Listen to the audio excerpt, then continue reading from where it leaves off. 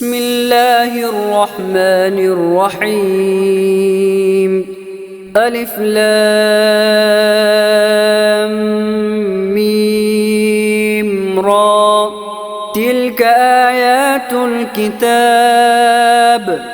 والذي أنزل إليك من ربك الحق ولكن أكثر الناس لا يؤمنون. الله الذي رفع السماوات بغير عمد ترونها ثم استوى على العرش وسخر الشمس والقمر كل يجري لأجل مسمى يدبر الأمر يفصل الآيات لعلكم بلقاء ربكم توقنون. وهو الذي مد الأرض وجعل فيها رواسي وأنهارا ومن كل الثمرات جعل فيها زوجين اثنين يغشي الليل النهار إن في ذلك لآيات لقوم يتفكرون. وفي الأرض قطع متجاورات وجنات من أعناب وزرع ونخيل صنوان وغير صنوان يسقى بماء واحد ونفضل بعضها على بعض في الأكل إن في ذلك لآيات لقوم يعقلون. وإن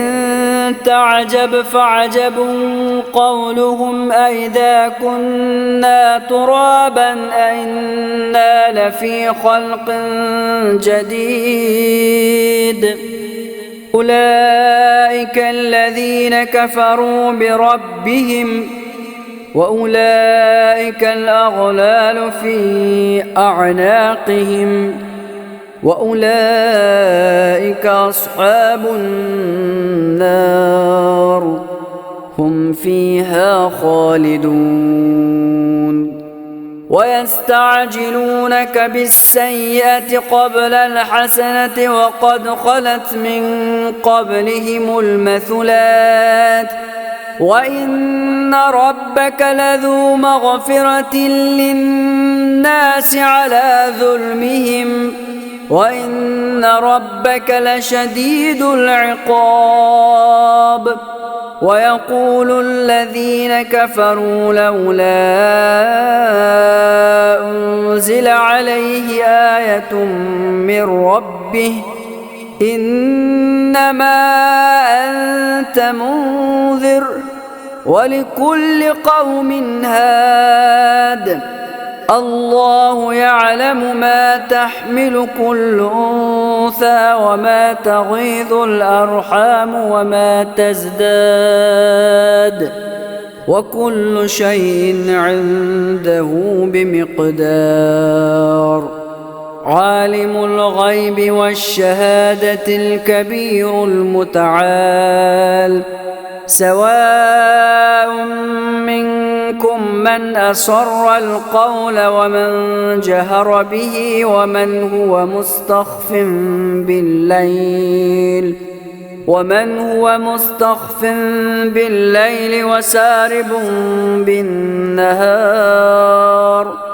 له معقبات من بين يديه ومن خلفه يحفظونه من أمر الله إن الله لا يغير ما بقوم حتى يغيروا ما بأنفسهم وإذا أراد الله بقوم سوءا فلا مرد له وما لهم من دونه من وال هو الذي يريكم البرق خوفا وطمعا وينشئ السحاب الثقال ويسبح الرعد بحمده والملائكة من خيفته ويرسل الصواعق فيصيب بها من يشاء وهم يجادلون في الله وهو شديد المحال له دعوة الحق والذين يدعون من دونه لا يستجيبون لهم بشيء إلا كباسط كفيه إلى الماء ليبلغ فاه وما هو ببالغه وما دعاء الكافرين إلا في ضلال ولله يسجد من في السماوات والأرض طوعا وكرها وظلالهم بالغدو والآصال قل من رب السماوات والأرض قل الله قل أفاتخذتم من دونه أولياء لا يملكون لأنفسهم نفعا ولا ضرا قل هل يستوي الأعمى والبصير أم هل تستوي الظلمات والنور أم جعلوا لله شركاء خلقوا كخلقه فتشابه الخلق عليهم قل الله خالق كل شيء وهو الواحد القهار أنزل من السماء ماء فسالت أودية بقدرها فاحتمل السيل زبدا رابيا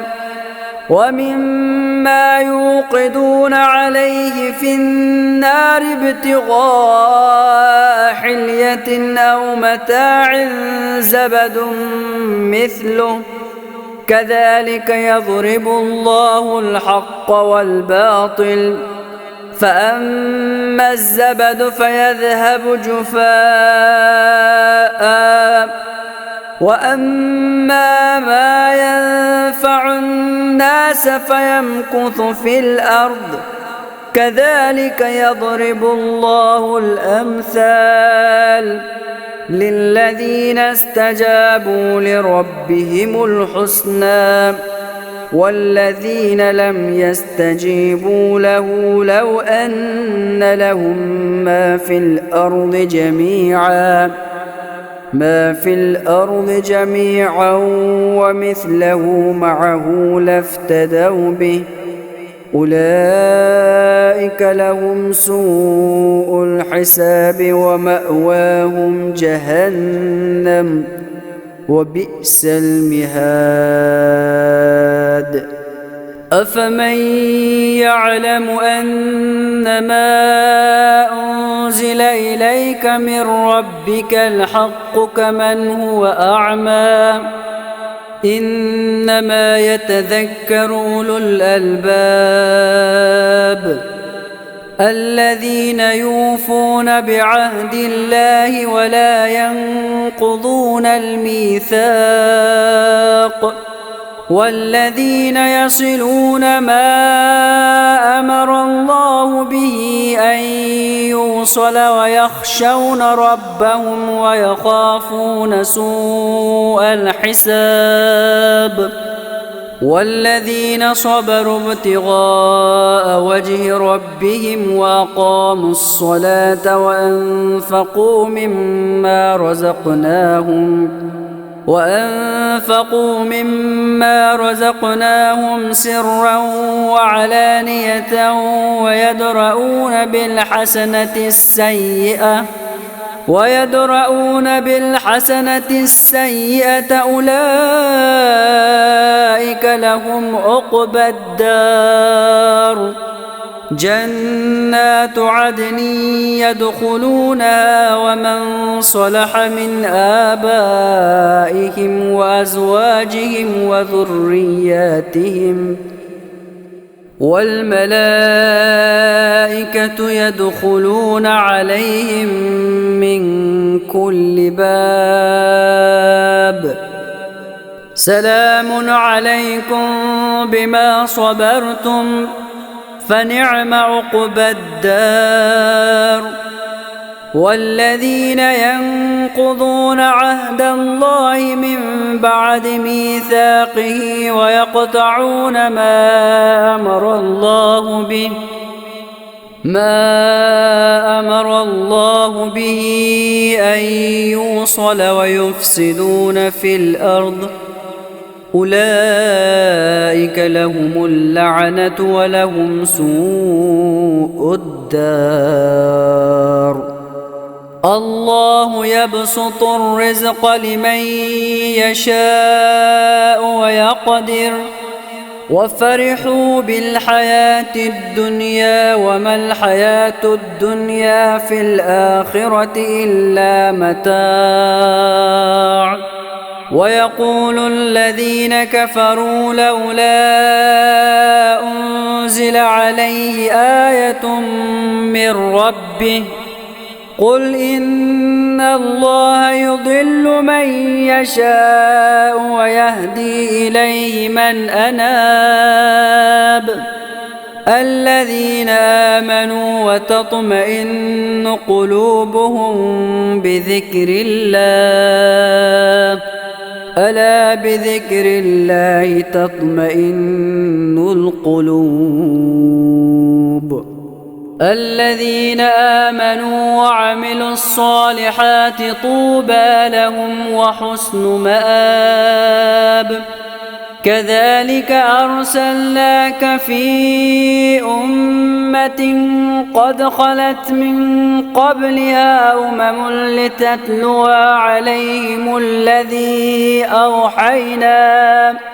عليهم الذي أوحينا إليك وهم يكفرون بالرحمن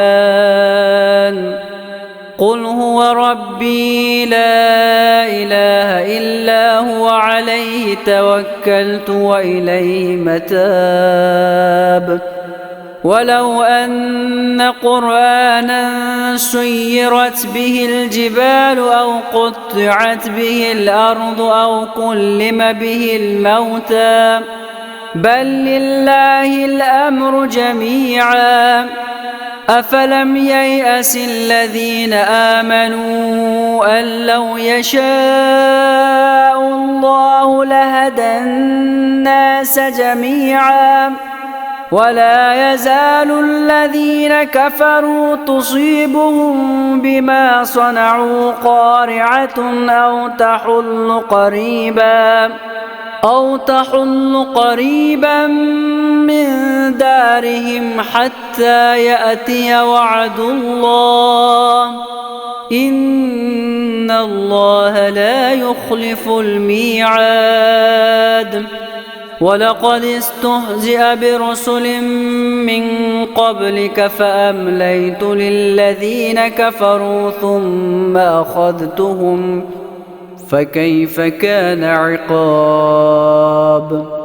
أفمن هو قائم على كل نفس بما كسبت وجعلوا لله شركاء قل سموهم أم تنبئونه بما لا يعلم في الأرض أم بظاهر من القول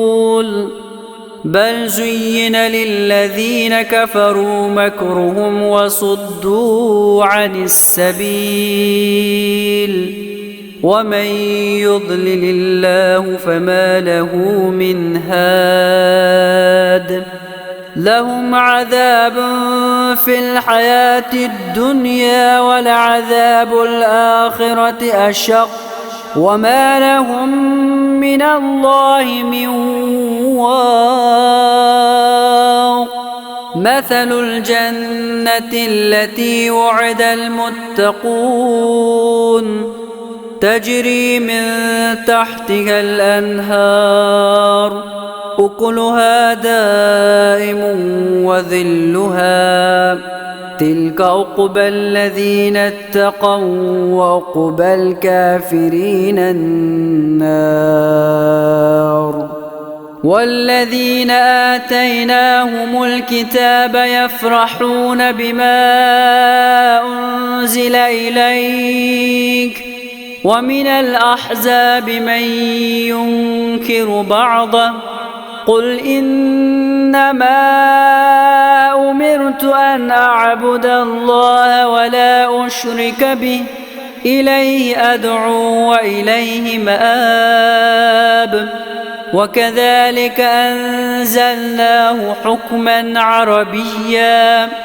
ولئن اتبعت أهواءهم بعدما جاءك من العلم ما لك من الله من ولي ولا واق. ولقد أرسلنا رسلا من قبلك وجعلنا لهم أزواجا وذرية وما كان لرسول أن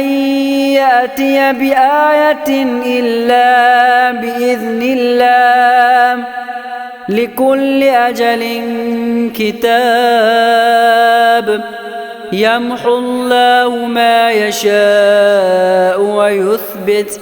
وعنده أم الكتاب. وإما نرينك بعض الذي نعدهم أو نتوفينك فإنما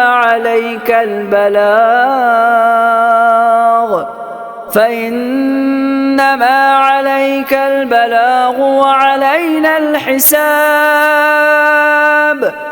أولم يروا أنا نأتي الأرض ننقصها من أطرافها والله يحكم لا معقب لحكمه وهو سريع الحساب. وقد مكر الذين من قبلهم فلله المكر جميعا يعلم ما تكسب كل نفس وسيعلم الكفار لمن عقبى الدار. ويقول الذين كفروا لست مرسلا قل كفى بالله شهيدا بيني وبينكم ومن عنده علم الكتاب. بسم الله الرحمن الرحيم. ألف لام را كتاب أنزلناه إليك لتخرج الناس من الظلمات إلى النور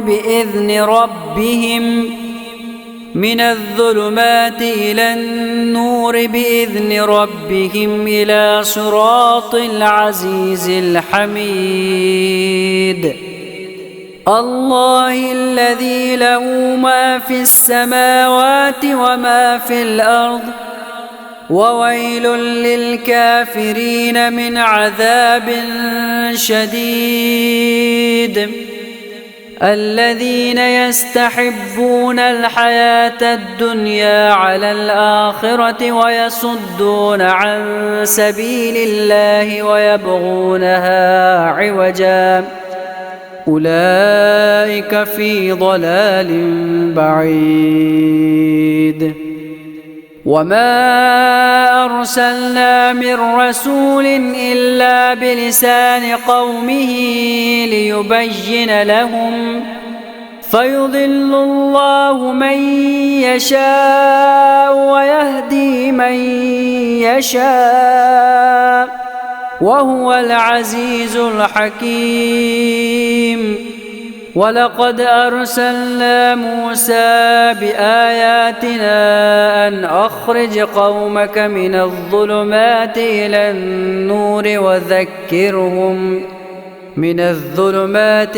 النور وذكرهم بأيام الله إن في ذلك لآيات لكل صبار شكور.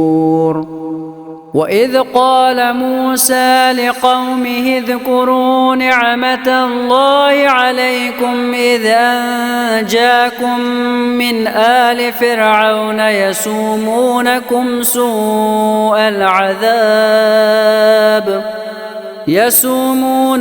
سوء العذاب ويذبحون أبناءكم ويستحيون نساءكم وفي ذلكم بلاء من ربكم عظيم. وإذ تأذن ربكم لئن شكرتم لأزيدنكم ولئن كفرتم إن عذابي لشديد. وقال موسى إن تكفروا أنتم ومن في الأرض جميعا فإن الله لغني حميد. ألم يأتكم نبأ الذين من قبلكم قوم نوح وعاد وثمود والذين من بعدهم لا يعلمهم إلا الله جاءتهم رسلهم بالبينات فردوا أيديهم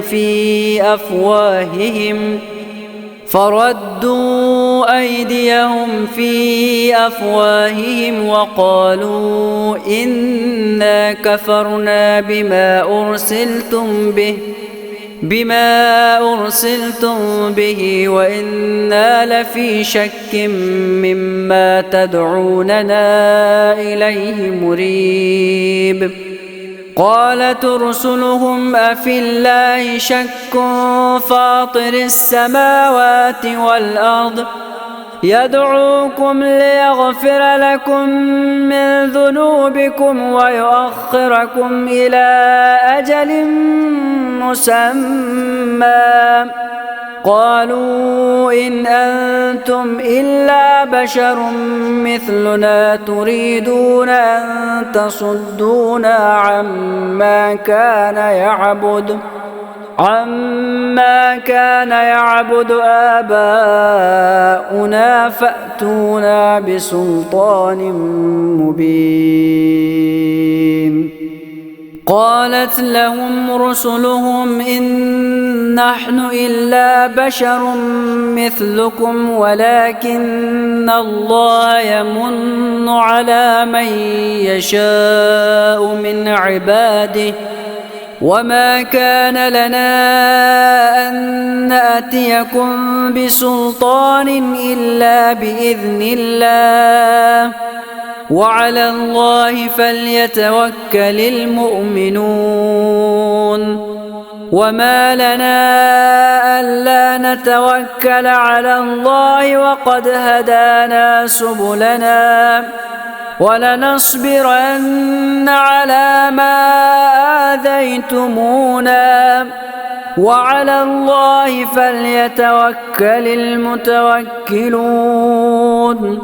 وقال الذين كفروا لرسلهم لنخرجنكم من أرضنا أو لتعودن في ملتنا فأوحى إليهم ربهم لنهلكن الظالمين ولنسكننكم الأرض من بعدهم ذلك لمن خاف مقامي وخاف وعيد.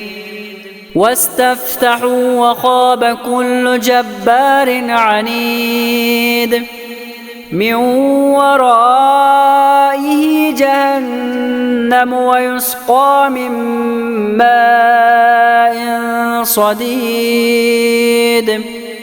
يتجرعه ولا يكاد يسيغه ويأتيه الموت من كل مكان وما هو بميت ومن ورائه عذاب غليظ. مثل الذين كفروا بربهم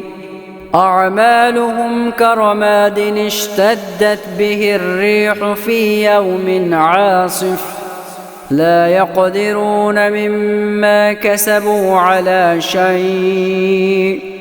ذلك هو الضلال البعيد. ألم تر أن الله خلق السماوات والأرض بالحق إن يشأ يذهبكم ويأت بخلق جديد وما ذلك على الله بعزيز. وبرزوا لله جميعا فقال الضعفاء للذين استكبروا إنا كنا لكم تبعا فهل أنتم مغنون عنا من عذاب الله من شيء قالوا لو هدانا الله لهديناكم سواء علينا أجزعنا أم صبرنا ما لنا من محيص.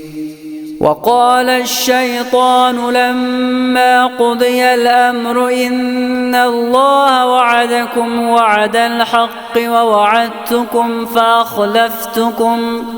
وما كان لي عليكم من سلطان إلا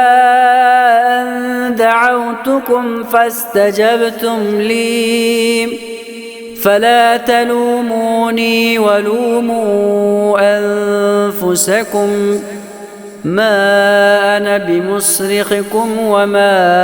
أنتم بمصرخي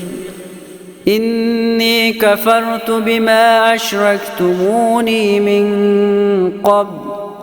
إن الظالمين لهم عذاب أليم. وأدخل الذين آمنوا وعملوا الصالحات جنات تجري من تحتها الأنهار خالدين فيها بإذن ربهم تحيتهم فيها سلام. ألم تر كيف ضرب الله مثلا كلمة طيبة كشجرة طيبة أصلها ثابت وفرعها في السماء تؤتي أكلها كل حين بإذن ربها ويضرب الله الأمثال للناس لعلهم يتذكرون. ومثل كلمة خبيثة كشجرة خبيثة اجتثت من فوق الأرض ما لها من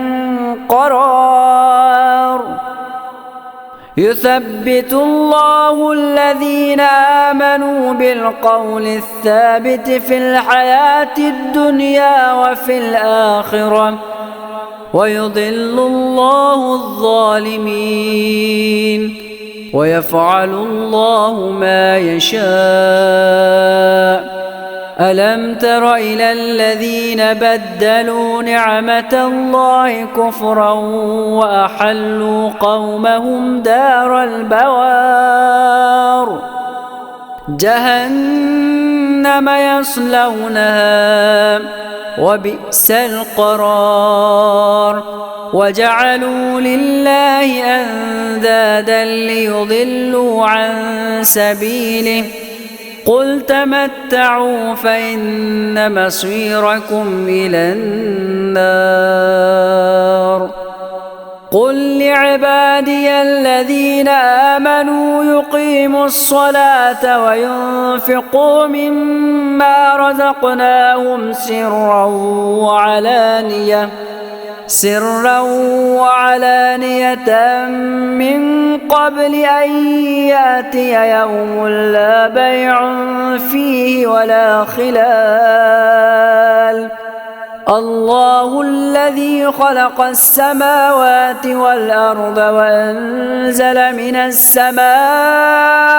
ماء فأخرج به من الثمرات رزقا لكم وسخر لكم الفلك لتجري في البحر بأمره وسخر لكم الأنهار وسخر لكم الشمس والقمر دائبين وسخر لكم الليل والنهار وآتاكم من كل ما سألتموه وإن تعدوا نعمة الله لا تحصوها إن الإنسان لظلوم كفار وإذ قال إبراهيم رب اجعل هذا البلد آمنا واجنبني وبني أن نعبد الأصنام رب إنهن أضللن كثيرا من الناس فمن تبعني فإنه مني ومن عصاني فإنك غفور رحيم ربنا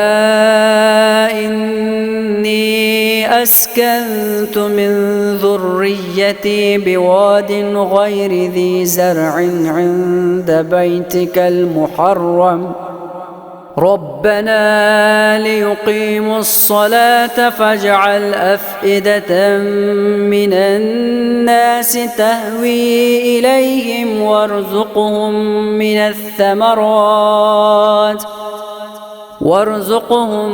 من الثمرات لعلهم يشكرون ربنا إنك تعلم ما نخفي وما نعلن وما يخفى على الله من شيء في الأرض ولا في السماء الحمد لله الذي وهب لي على الكبر إسماعيل وإسحاق إن ربك لسميع الدعاء رب اجعلني مقيم الصلاة ومن ذريتي ربنا وتقبل دعاء ربنا اغفر لي ولوالدي وللمؤمنين يوم يقوم الحساب ولا تحسبن الله غافلا عما يعمل الظالمون إنما يؤخرهم ليوم تشخص فيه الأبصار مهطعين مقنعي رؤوسهم لا يرتد إليهم طرفهم وأفئدتهم هواء وأنذر الناس يوم يأتيهم العذاب فيقول الذين ظلموا ربنا أخرنا إلى أجل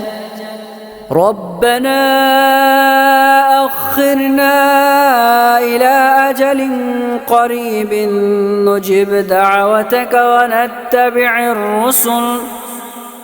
أولم تكونوا أقسمتم من قبل ما لكم من زوال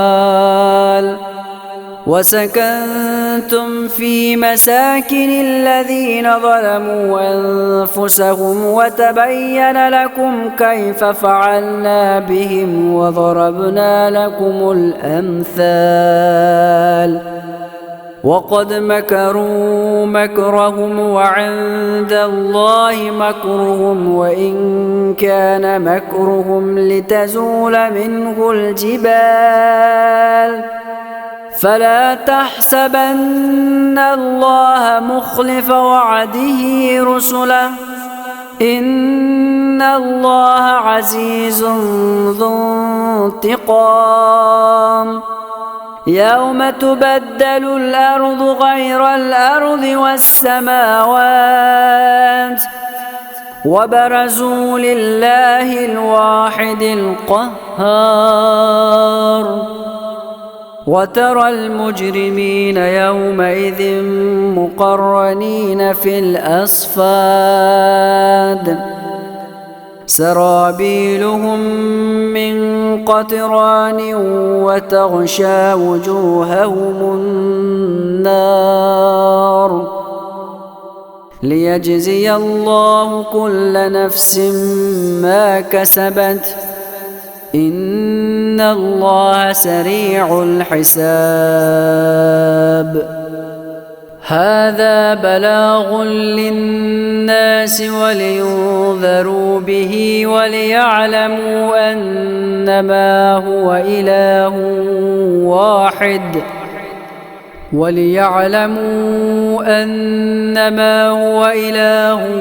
واحد وليذكر أولو الألباب.